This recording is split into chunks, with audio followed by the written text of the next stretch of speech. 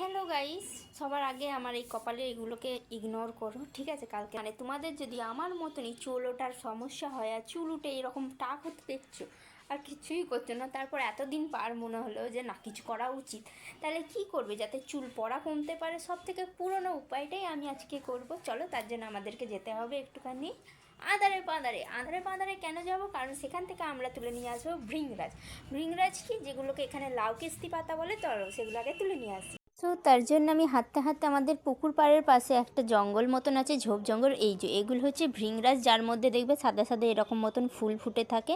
এগুলো দেখেও তোমরা চিনতে পারবে যে এইগুলোই হচ্ছে সেইগুলো।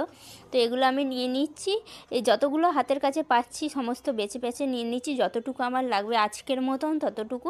আর এটা যেহেতু একটা আয়ুর্বেদিক টেকনিক, তার জন্য এটা তোমাদেরকে কিন্তু একবার ইউজে ফল পাবে তা আশা করো না কো, এগুলো বারবার ইউজ করতে হবে তবে গিয়ে একটু ফল পাবে। তো এখানে আমি ভালো করে ধুয়ে নিচ্ছি, যেহেতু আমি ওখান থেকে নিয়ে এসেছি তার জন্য।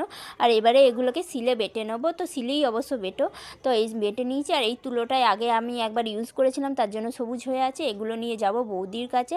আর এখানে এসে দেখো না, এইগুলো নিয়ে যখন যাব ভাইপো কী জ্বালাতন করছে। এখানে দেখো ও ভেঙচি কাটবে আর আমি ওকে ভয় দেখাচ্ছি যে তোর ম্যামকে বলে দেবো, কিন্তু বলিনি কো, বলা হয়নি কো। তো তারপর ওর মাকে ডাকলাম।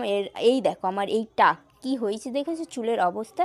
চলো এবার এগুলো লাগিয়ে নিই। এখানে বৌদি ওর ওপর রেগে যাচ্ছে, এত বদমাশি করছে, আর বৌদি আমার মাথায় ভালো করে লাগিয়ে দিচ্ছে। ঠিক এইরকমভাবে গোটা চুলের স্ক্যাল্পের মধ্যে লাগিয়ে নিচ্ছি আমি, আর তারপরে শ্যাম্পু করে নিয়েছিলাম। এরপর আমি চুলটা শুকিয়ে নেবো।